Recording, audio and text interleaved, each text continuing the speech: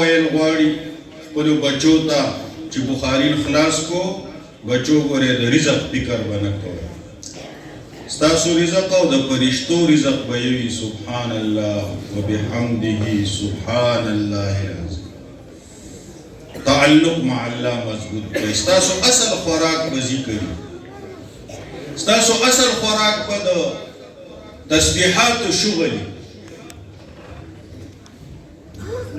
امام بخاری رحمه الله په آخر کې دا باب د دین د تقریر پر رڼا کې چې دې تاسو ته ووایي چې فارغ نه شو مشغول شو اوس مشغول شو امام بخاری په آخر کې راوړو گویا کہ وَإِذَا فَرَغْتَ فَانْصَبْ تا اشارہ کئی چھ فارغ شوی